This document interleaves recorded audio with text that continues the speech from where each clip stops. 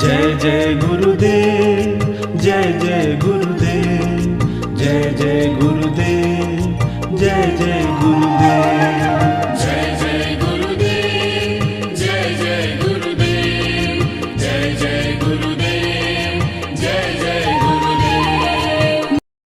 केवल हंसो सत केवल साहेब, सत केवल साहेब, सत केवल साहेब। श्री गुरु शरणानि वारता,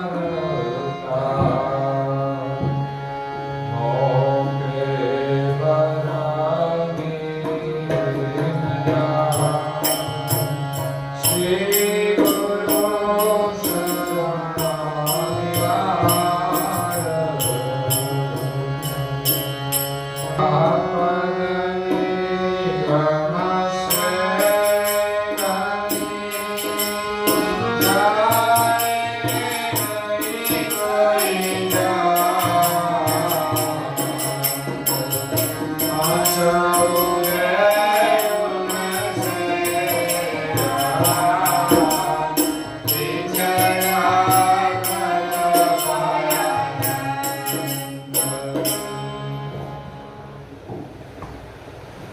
પ્રાય ભક્તજનો, જ્ઞાન સંપ્રદાયના અધ્ય સ્થાપક, અનંત બ્રહ્માંડાધીશ વિશ્વ નિયંતા, સકર્તા સતકૈવલના પરમ વિશેષ અંશ, સકર્તા સતકૈવલના મહાદ સજાણ જાણ, અલૌકિક દિવ્ય સ્વરૂપને અનેક ન્યાયોથી, પ્રત્યક્ષ પ્રમાણથી, સ્વ અનુભવથી પ્રતિપાદન કરી આપનાર, અનંત અંશોના તારણહાર, કૈવલ ધર્મ ધુરંધર, પરમ મોક્ષના દાતા, મહાન સમર્થ, પરમ શ્રેષ્ઠ, પરમ વિભૂતિવાન, પરમ દયાળુ, પરમ કૃપાનિધિ, સર્વજ્ઞ દિવ્ય પરમ ગુરુ શ્રીમદ કરુણા સાગર મહારાજ શ્રીના કૃપા પાત્ર, દ્વિતીય આચાર્ય પૂજ્યપાદ શ્રી નારણદાસજી મહારાજ શ્રી, પરમ ગુરુ શ્રીમદ કરુણા સાગર મહારાજની અસીમ કૃપાથી માસ ગ્રંથને વિશે મહામાસનું વર્ણન કરતા એમની અલૌકિક અમૃતમય વાણીમાં કહે છે કે મહાપદની ગમ છે ગણી રે, જાણે નહીં કોઈ જન. આપણે ત્યાં ગુજરાતી પંચાંગમાં 12 માસના જે નામ છે એમના માધ્યમથી આપણને સૌને માત્ર એક વર્ષનો ઉપદેશ આપે છે કે કયા મહિનાનું શું મહત્વ છે. ફરી પાછા બીજા વર્ષે એના એ જ માસ આવવાના છે. મહા મહિનો આપણા સૌના માટે એક મહાન છે. મહાનો અર્થ મોટો થાય છે. ગુજરાતી શબ્દની દ્રષ્ટિએ અને વર્તમાન પરિસ્થિતિ અનુસાર મહા મહિનો આપણા સૌના માટે મહાન છે. એક રીતે જોઈએ તો પરમ ગુરુ શ્રીમદ કરુણા સાગર મહારાજ મહામાસની અંદર પ્રગટ થયા એ માટે પણ મહાન છે, તેમજ આપણા માટે તો દરેક પૂર્ણિમા મહાન છે. પણ જેનું નામ મહા છે એને અનુલક્ષીને પૂજ્ય શ્રી નારણદાસજી મહારાજ કહે છે કે મહામાસનો મહિમા એ મહાપદની પ્રાપ્તિ કરવાનો છે. જે ઘરેથી આપણે આવ્યા છીએ એ ઘર મહાન છે અને મહા છે, મહાપદ. મહાપદની ગમ છે ઘણી રે. આ મહાપદ એવું મોટું છે કે એનું વર્ણન કરવામાં ઘણો સમય લાગી જાય, એને સમજવામાં ઘણો સમય લાગી જાય. આપણે કેટલા સમયથી એ મહાપદને સમજવા માટે સત્સંગ સાંભળીએ છીએ, પણ હજુ એની ગમ જેમ છે તેમ આપણને પ્રાપ્ત થઈ નથી. કારણ કે એક મહાપદની ગમ જેને મળી જાય એ મહાઘર છે આપણું. પછી અહીંનું ઘર આપણને યાદ આવે, પણ હજુ આપણને આ ઘર યાદ આવે છે ત્યાં સુધી સમજવાનું કે પેલા ઘરની ગમ આપણે જાણી નથી.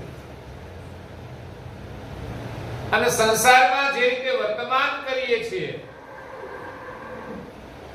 એ પ્રમાણે વિચારીએ તો પણ મહાપદની ગમ જેને પ્રાપ્ત થઈ જાય એનું વર્તન કઈ જુદા પ્રકારનું હોય છે. લોકો કેમ હેરાન થાય છે? કારણ કે મહાપદની ગમ નથી મળી, મહાપદનો મહિમા નથી સમજ્યા. નહીં તો એ મહાપદની પ્રાપ્તિ માટે અહીંના બધા જ સુખોનો પરિત્યાગ કરીને એ મહાપદનું સ્મરણ કરે તો જીવનમાં કોઈ દુઃખ રહેતું નથી. મહાપદની ગમ હરદેવ અને સુમંતાને મળી ગઈ તો ગૃહનો ત્યાગ કરીને જંગલમાં જઈને સાધના કરી છે.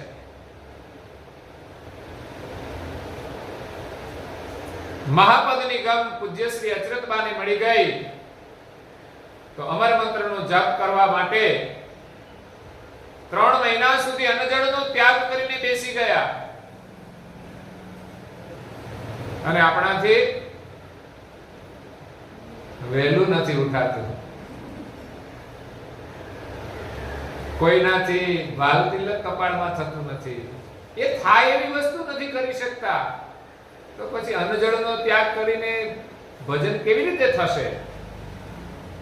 એટલે પ્રારંભમાં થોડો અભ્યાસ કરીએ, પરમ ગુરુના આશીર્વાદ મેળવીએ, આપણી શ્રદ્ધા પરમ ગુરુમાં એટલી દ્રઢ થઈ જાય પછી આપણે અન્નજળનો ત્યાગ કરીને ભજન કરી શકીશું. એટલે ગુરુગમની જે શાન છે એ આપણે સમજવાની છે કે સંસારનો મોહ છૂટવો જોઈએ. સંસારના મોહને કારણે આપણે આ બધું નથી કરી શકતા, બીજું કોઈ જ કારણ નથી. સવારે વહેલું ના ઉઠાય એટલે સમજવાનું કે નિંદ્રામાં મોહ છે. બાલ તિલક નથી કરી શકતા એ પણ મોહનું જ કારણ છે. સંસારના મોહને કારણે જ આપણે તિલક નથી કરી શકતા. ફેશન પ્રમાણે બધું થાય છે. પાછું ફેશન તો નવી આવે તો નવું અનુકરણ કરીએ છીએ, એમાં કોઈ ફરિયાદ નહીં.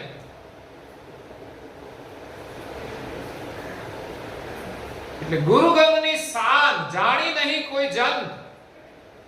આ મહાપદની જે ગમ છે આ જગતની અંદર કોઈ જાણતું નથી.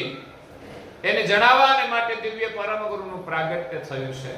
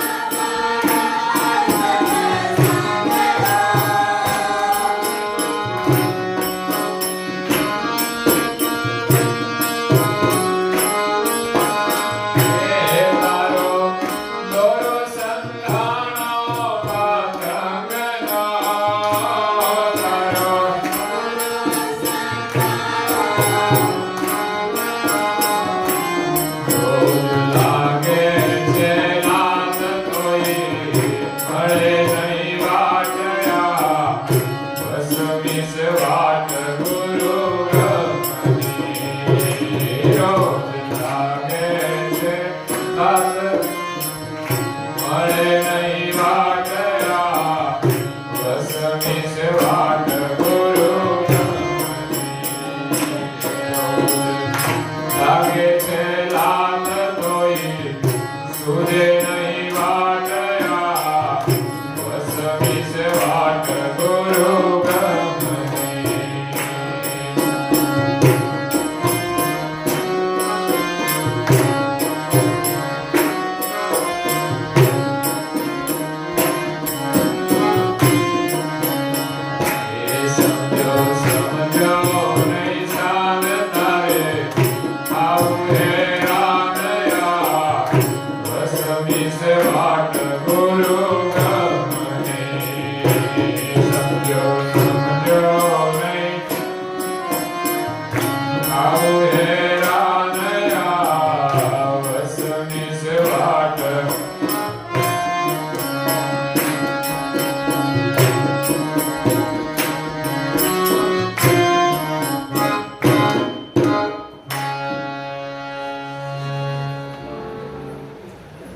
એક જ કડીની અંદર આપણને આ ગુરુગમની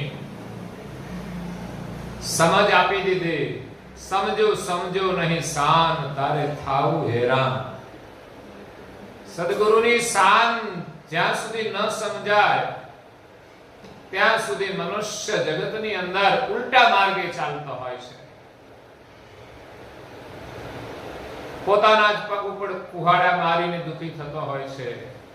સમજો સમજો નહીં શાન. મહાપુરુષો એક શબ્દની અંદર એની શાન પકડી લેતા હતા અને એનું જીવનમાં પાલન કરતા હતા. આ વસમી છે વાટ ગુરુગમની. ગુરુગમની વાટ જે વસવી છે, પણ જ્યાં સુધી સમજાય નહીં ત્યાં સુધી આ જગતમાં હેરાન થવાનું છે. તને સાથ મળ્યો સત્સંગનો.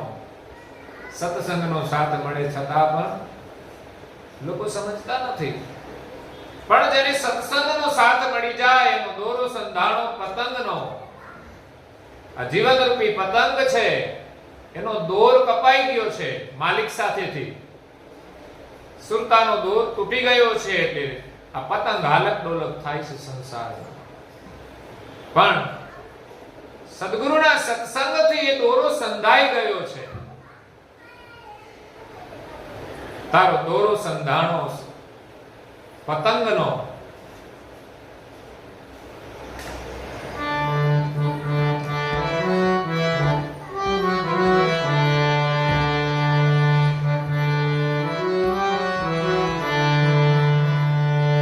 આ વસમી છે વાટ ગુરુગમની. સમજો સમજો નહીં શાન તારે થાવું હેરાન. આ વસમી છે વાત ગુરુગમની. અહીંયા પૂજ્ય શ્રી નારાયણદાસજી મહારાજ શ્રી કહે છે કે મહાપદની ગમ છે ગણી રે તેને જાણે નહીં કોઈ જન. જગતના જીવો ગુરુગમને જાણતા નથી. ગુરુગમને સમજીને માણસ જીવે તો જીવનમાં કોઈ દુઃખ નથી. અંશ ઉદે ઉનસે હવા બિછડા કલ્પનંદ. જેનાથી અંશો ઉત્પન્ન થયા છે એ બધા જ અંશો કઈ કલ્પોથી વિખૂટા પડી ગયેલા છે. એ માલિકને જાણવા એ જ ગુરુગમ છે. એને જાણ્યા વગર આ જગતની અંદર જીવો હેરાન થાય છે ધર્મ માર્ગમાં. આગળની ચોપાઈ કે છે સુખ દેવા સર્વે અંશને અંશી ધર્યો તનુ મહાર. કરતા માલિક થી વિખૂટા પડેલા અંશો આ જગતની અંદર દુખી થાય છે. એને સુખ આપવા માટે પરમ ગુરુ આ વિશ્વમાં અંશીનો લક્ષ્ય લઈને આવ્યા છે, અંશીની ગતિ લઈને આવ્યા છે. એટલે સર્જનહારે પરમ વિશેષ અંશના રૂપમાં દિવ્ય દેહ ધારણ કર્યો છે આપણને સૌને સુખ આપવા માટે. કેવી રીતે સુખ મળશે? તો નારાયણદાસજી મહારાજ શ્રી કહે છે કે નિરખતા ને અતિ ગણો એવા દિવ્ય પરમ ગુરુના દર્શન કરવાનો મને અત્યંત સ્નેહ છે, કારણ કે એના દર્શનમાં સુખ સમાયેલું છે. પણ જ્યાં સુધી ગુરુગમની શાન સમજાય નહીં ત્યાં સુધી એ સુખ મળતું. આપણે તો પ્રોફાઇલમાં આપણા ફોટા જોયા કરવાના, એમાં સુખ દેખાય છે. પણ ઉંમર થયા પછી જોયા કરજો, જૂના ફોટા જોયા કરજો. બીજું તો કઈ નવા ફોટામાં તો કઈ રસ રહેવાનો. ઝાડ ઉકાઈ જાય પછી એમાં કઈ રસ નથી રહેતો. શરીરના ફોટામાં આપણે આનંદ કરીએ છીએ. શરીરને ચલાવનાર ચૈતન્ય છે એનો વિચાર નથી કરતા કે એ કેટલો સુંદર છે. એ ના હોય તો આ શરીરનું કઈ જ મહત્વ નથી. છતાં શરીરની પાછળ આપણે તો પાગલ થઈ ગયા છીએ. માટે કપાળમાં તિલક આપણને ગમે નહીં. કારણ એ છે શરમાય છે લોકો, કાં તો એના મહિમાને જાણતા નથી કે આ માનવ જીવનની મહિમા તો ભાલ તિલકથી છે. રણછોડદાસ એમના ભજનમાં કહે છે, જેના અંગમાં તિલક નિશાન નહીં એને ધર્મ કર્મનો તોલ નહીં. ધર્મ શું, કર્મ શું, એનો મહિમા એને સમજાતો નથી. ત્યારે બાલ તિલક એ તોલ કરે છે, કયું સારું છે કયું નરસું છે એનો તોલ કરે છે. ત્રાજવા ની અંદર તોલ થતો હોય ત્યારે વચ્ચે કાંટો હોય છે બાલ તિલકનો. એનાથી ખબર પડે કે આ તોલ થઈ ગયો બરાબર. એટલે જેનાથી આપણે ઉત્પન્ન થયા છીએ એ સર્જનહારથી વિખૂટા પડ્યા અને કલ્પો વીતી ગયા છે. ત્યારથી આપણે આ સંસારની અંદર દુખી થઈએ છીએ. હવે જો સુખી થવાની ઈચ્છા હોય તો સુખ દેવા માટે અંશીએ આ જગતની અંદર મહાન સ્વરૂપ ધારણ કર્યું છે. મહાન સ્વરૂપ ધારણ કર્યું છે. સર્જનહારની જે મહાન ગતિ છે ને વિશાળ વ્યાપક ગતિ છે, એ ગતિ લઈને દિવ્ય પરમ ગુરુ આ વિશ્વમાં તમામ અંશોને સુખ આપવા માટે આવ્યા છે. એમના શરણમાં જઈએ તો સુખ મળે છે. પણ લોકો બાલ મંદિરમાં જવા તૈયાર નથી. મંદિરમાં દર્શન કરવા માટે આવા જ જો તૈયાર ન હોય તેને સુખ મળે ક્યાં? દુનિયાના સુખોની પાછળ દોડે છે પણ એમાં સુખ મળવાનું નથી. દોડતા દોડતા છેવટે થાકી જવાનું. યાદ રાખજો, પરિવારથી પણ લોકો થાકી જવાના છે. જેની પાછળ એ દોડે છે, જેને સુખ માને છે, એમાં જ એને દુઃખની અનુભૂતિ થાય છે.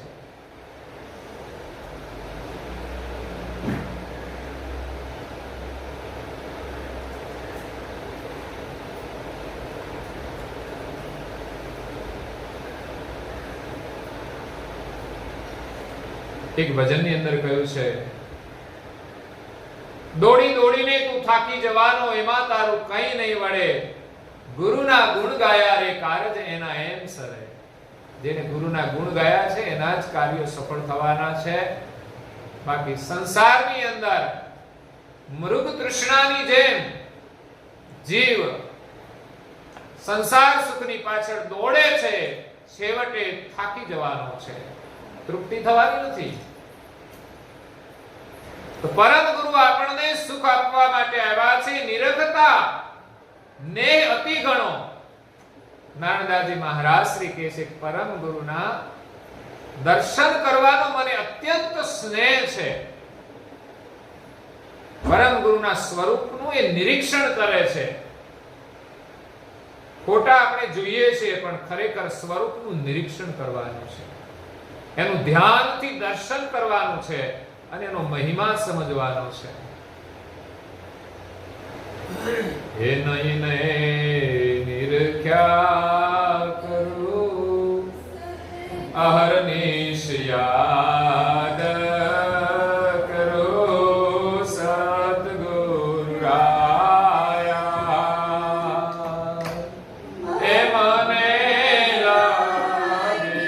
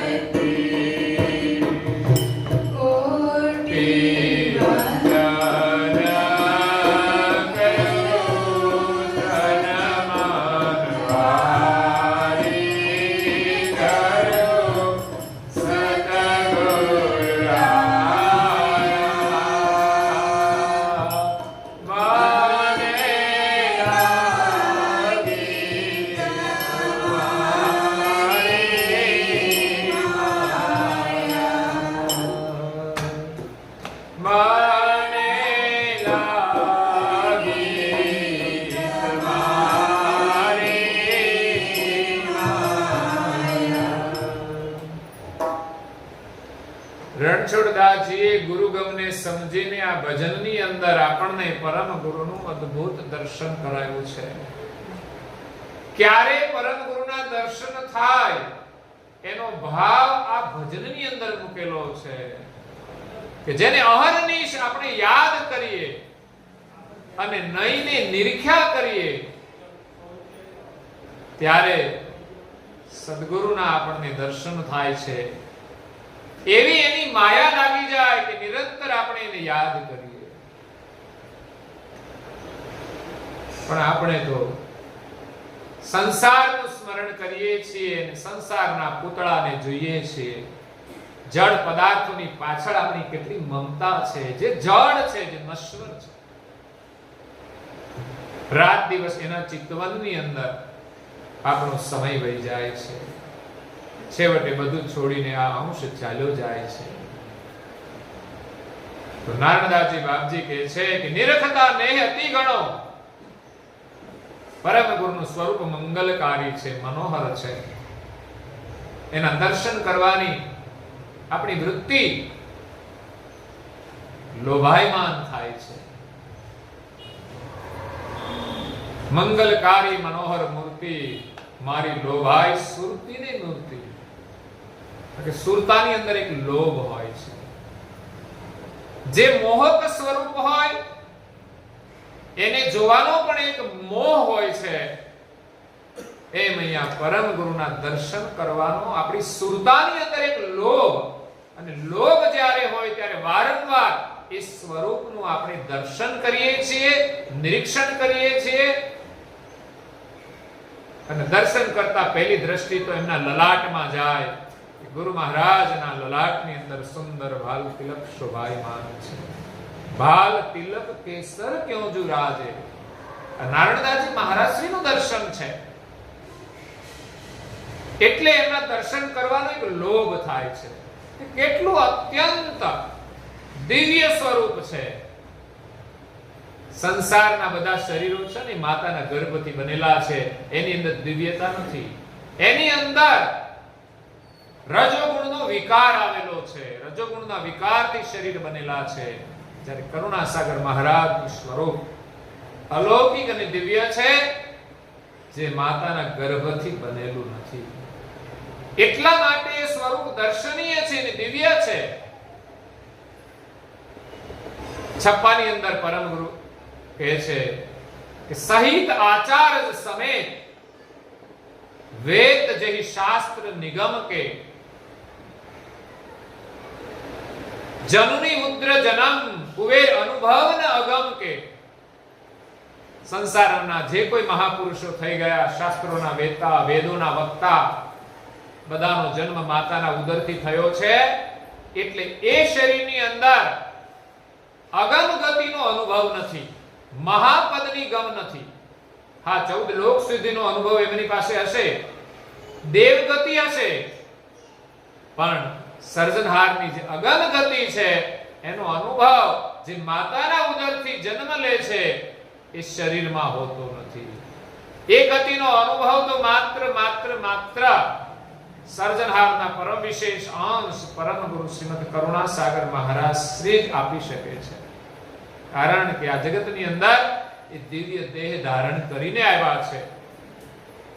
જો કોઈ માતાના ગર્ભથી બનેલા શરીરમાં આવ્યા હોત તો કદાચ એમને પણ વિસર્જન ભાવના લાગી જાય. પણ એમણે જે શરીર ધારણ કર્યું છે એટલું દિવ્ય છે કે એમાં ક્યારેય અજ્ઞાન લાગુ પડતું નથી. એવું પરમ ગુરુનું જે સ્વરૂપ છે દર્શનીય છે. નિરખતા નેહ અતિ ગણો. એના દર્શન કરવાનો નેહ એટલો અત્યંત છે કે દર્શન કરવા માટે આપણે ઉતાવળા જઈએ, નિત્ય નિયમથી દર્શન કરીએ, નિકટથી દર્શન કરીએ, વહેલા ઉઠીને દર્શન કરીએ. પ્રભાત ફેરીના દર્શન બહુ દિવ્ય હોય છે. પ્રભાત ફેરીના પ્રથમ દર્શન ત્યારે ગુરુ મહારાજની મંગલા આરતી થતી હોય છે. પછી બીજા દર્શન આવે ઉપાસનાના, સેકન્ડ દર્શન કોઈ લાભ લઈ શકે તો. કારણ કે ઉપાસનાના માધ્યમથી દર્શન થાય છે. ઉપાસના એ પણ એક પરમ ગુરુનું દર્શન છે. પૂજ્ય શ્રી નારાયણદાસજી મહારાજ શ્રીએ જે દર્શન કર્યું છે એ દર્શનનો ભાવ એમણે આ ઉપાસનાની રચનાઓમાં મૂક્યો છે. મંગલા આરતી એ મંગલ દર્શન કરાવે, શણગાર આરતી એ પણ પરમ ગુરુના દિવ્ય સ્વરૂપનું દર્શન કરાવે છે. પછી આવે પ્રાર્થના. તો પ્રાર્થનાથી આપણને પરમ ગુરુના દર્શનની ઝાંખી થાય છે. પ્રાર્થના કોને કહેવાય? પ્રાર્થના કરતી વખતે જેના હૃદયમાંથી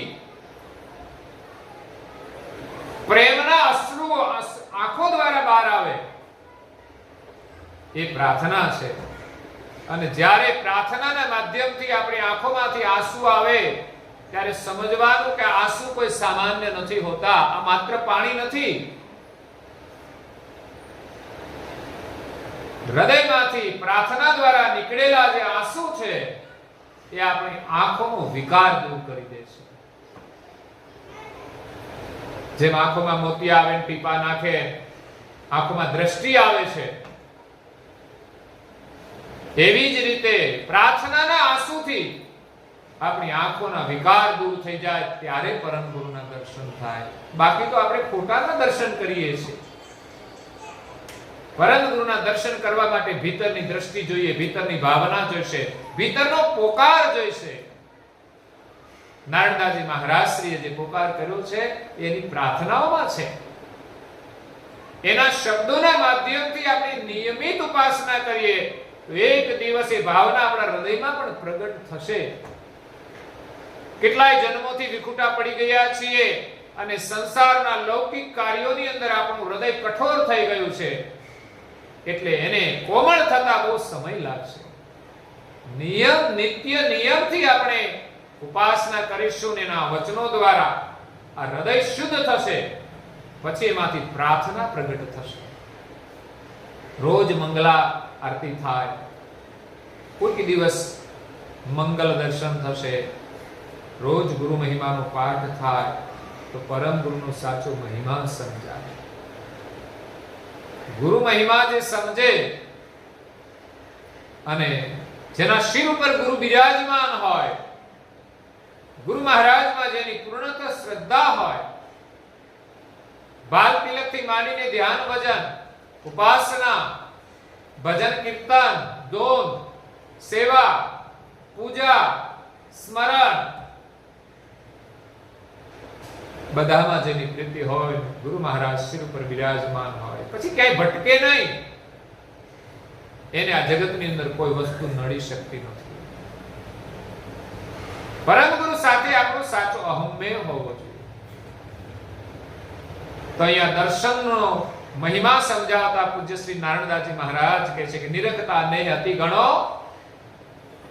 અત્યંત જ્યારે સ્નેહ હોય છે, હરદે હરખ હુલાર, હૃદયની અંદર એક હરખ હોય છે. હરખ તો આપણે સંસારમાં ઢોળી નાખ્યો છે, સમજો ને. છોકરાને લગ્ન થાય કેટલો બધો હરખ હોય, સ્વાભાવિક છે. પણ ગુરુ મહારાજને ભૂલીને ના હોવો જોઈએ.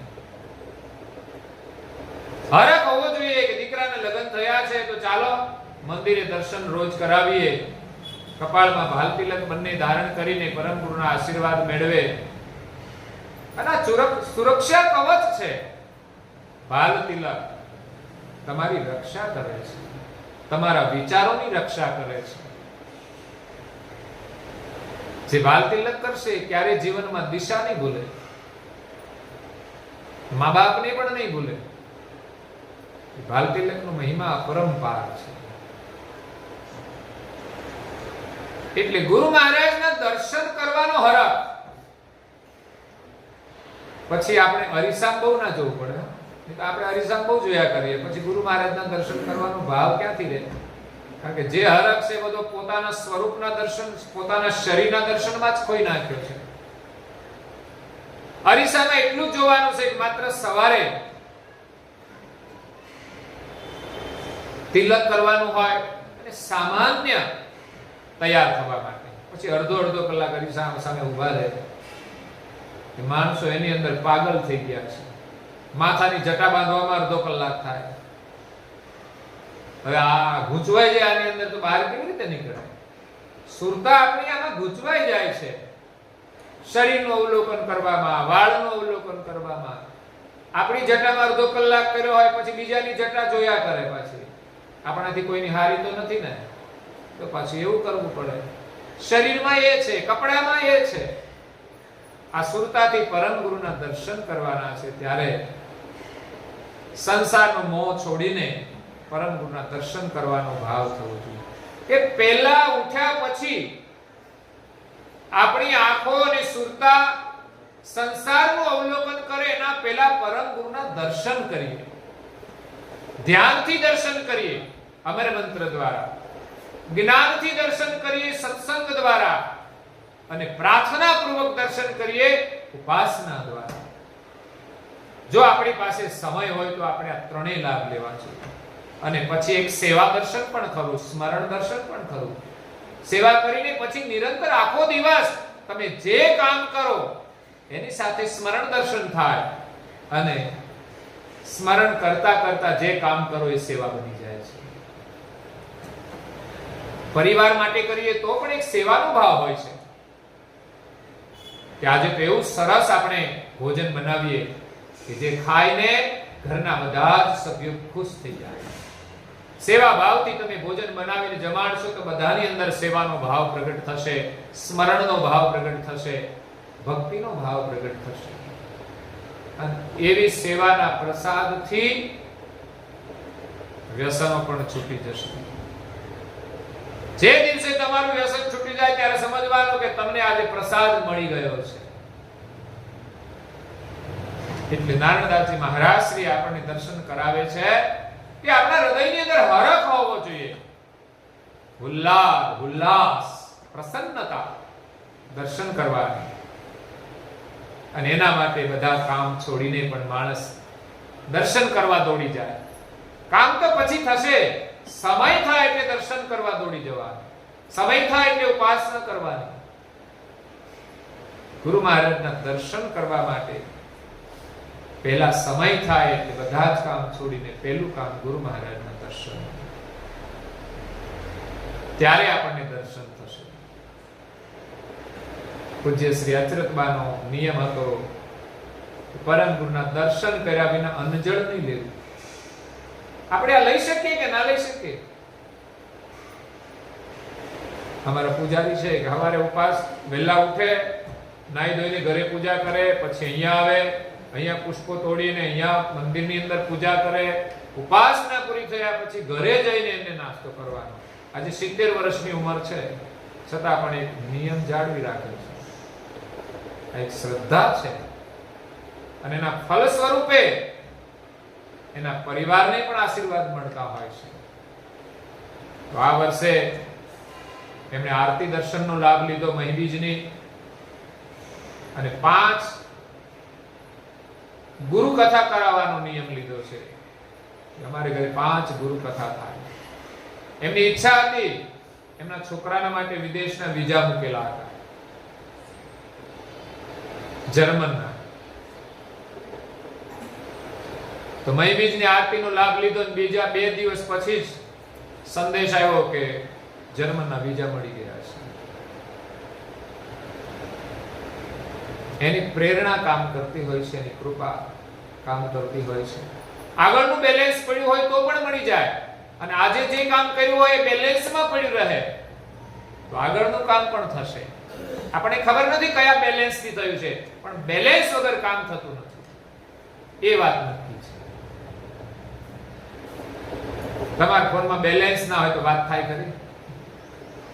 ઘણાના તો ઘરમાં બેલેન્સ તૂટી જાય કે સામે સામે વાત નથી થતી. બોલો, ફોનની વાત તો બાજુએ રહે. આ બધું બેલેન્સ તૂટી જાય એટલે વાત ના થાય, કામ ના થાય કશું. તો અહીંયા નારણદાસજી મહારાજ શ્રી આપણને દર્શન કરવામાં બસ એટલું જ કહે છે, નિરખતા ને અતિ ગણો.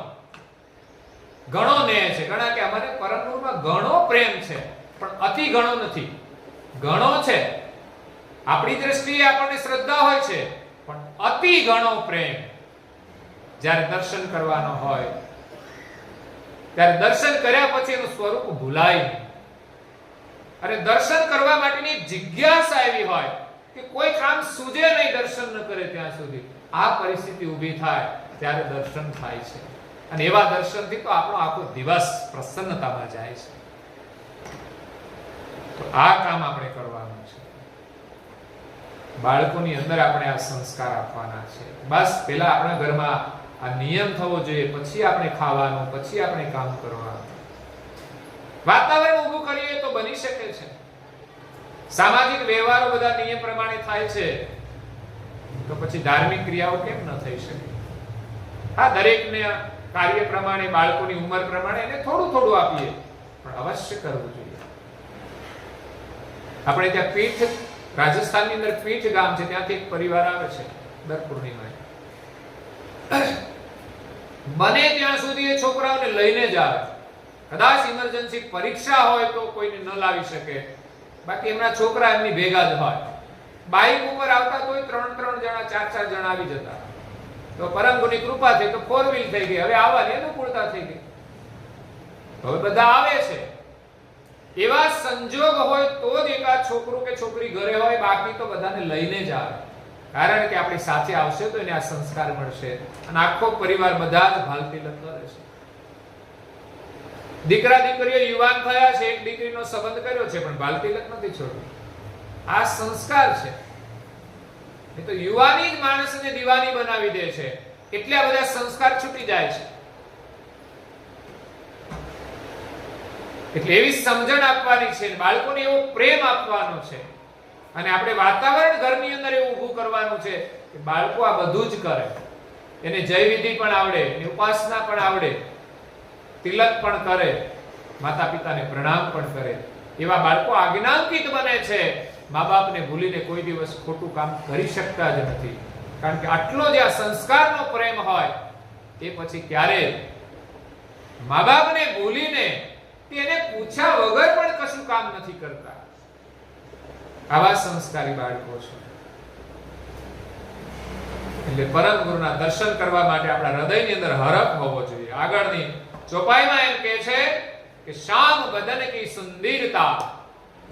નારદાજી મહારાજ પરમ ગુરુના દિવ્ય સ્વરૂપની સુંદરતાનું વર્ણન કરે છે કે એમનું સ્વરૂપ શ્યામ છે.